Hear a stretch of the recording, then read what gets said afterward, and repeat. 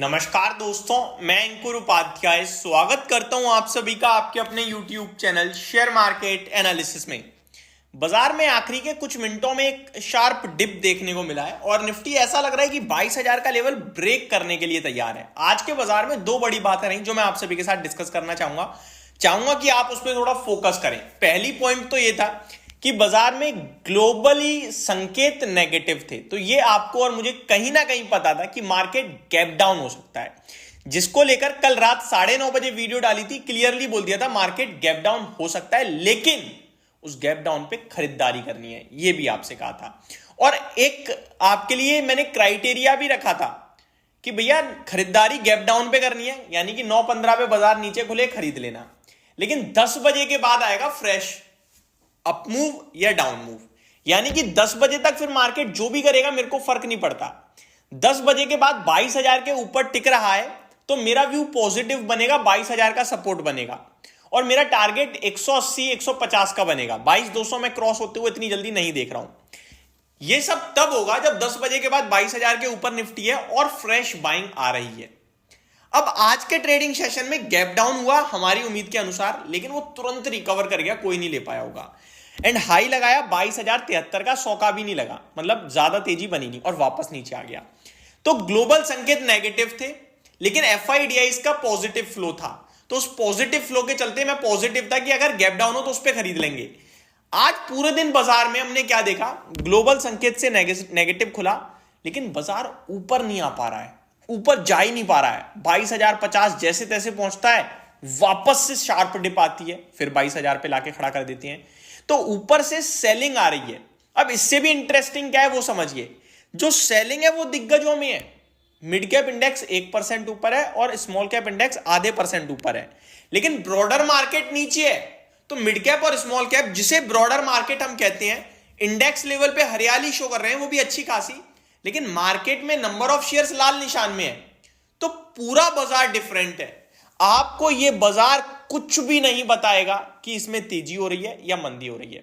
देखो, Nifty 50 share का समूह है, सेंसेक्स 30 शेयर्स का समूह है, तो उससे हमें पता नहीं चलता कि पॉजिटिविटी है बाजार में नेगेटिविटी है, पता चलता है हमें मिड कैप स्मॉल कैप से। तो मिड कैप और स्मॉल कैप देखूंगा तो वो हरे निशान में है, वो भी बढ़िया हरे निशान में है। स्मॉल कैप आधे %, मिड कैप 1%। लेकिन जब मैं ब्रॉडर व्यू देखता हूं, यानी नंबर ऑफ शेयर्स, तो 725 शेयर पॉजिटिव है, जिसके सामने 1400 शेयर नेगेटिव है एनएससी पे। तो ये मेरे को कुछ और ही बता रहा है। Mid cap small cap index कुछ और बता रही है, ब्रॉडर व्यू कुछ और बता रहा है, निफ्टी सेंसेक्स कुछ और बता रहा है। तो आज बाजार बहुत डिफरेंट रहा, बहुत डिफरेंट। और आज के बाजार में कुछ भी संकेत नहीं आए, फ्रेश बाइंग फ्रेश सेलिंग नहीं। एक संकेत जो डेवलप हुआ है वो ये कि मार्केट ऊपर जाने में परेशान है। बाजार में फ्रेश, या तो मंथली एक्सपायरी का प्रेशर बोल सकते हो आप, या फिर बोल सकते हो कि फ्रेश बाइंग कहीं ना कहीं नहीं है। अब क्या होगा इस समय, देखिए 22,000 पे सपोर्ट फॉर्म हो रहा है और एकदम 22,000 पे चिपके हुए हैं। तो मंथली एक्सपायरी है, या तो ये बड़ी भयंकर तरीके से तोड़ेगा, लेकिन चांसेस ये ज्यादा हैं कि 22,200 के ऊपर ये शॉर्ट कवरिंग ट्रिगर करेगा। यानी कि जो मंदी करने वाले हैं उन्हें बाजार ट्रैप करेगा मंथली एक्सपायरी पे। ऐसा ये मेरा अंदरूनी मन कह रहा है, ये फैक्ट्स पे नहीं है, मैं आपको बता दूं क्लियरली। ये इसलिए कह रहा है क्योंकि बाजार आपको शुरुआत में क्या दिखा रहा है, हम 22,000 के नीचे जाएंगे जाएंगे जाएंगे, लेकिन मंथली एक्सपायरी ज्यादातर ट्रैपिंग के लिए बनी है। अभी हम लोग क्या कह रहे हैं कि 22,200 तो ऊपर में नहीं तोड़ेगा, तो कॉल राइटिंग कर सकते हैं और बस यही हमारा फोमो हमें मरवा देगा।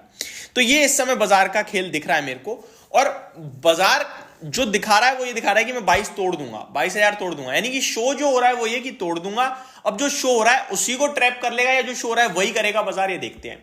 इस समय फ्रेश बाइंग नहीं करनी है, ये क्लियर दिख रहा है, क्योंकि मूड बन ही नहीं पा रहा है। आपके लिए एडवांस डिक्लाइनिंग नेगेटिव है, मिड कैप स्मॉल कैप अच्छा है, उसके बावजूद नेगेटिव है। अगर मैं टॉप गेनर्स देखूं तो जीपीपीएल 10%, अपार इंडस्ट्रीज 10%, फिनोलेक्स केवल 9%, Torrent Power 8%, Lal Path Lab लगभग 6.5%।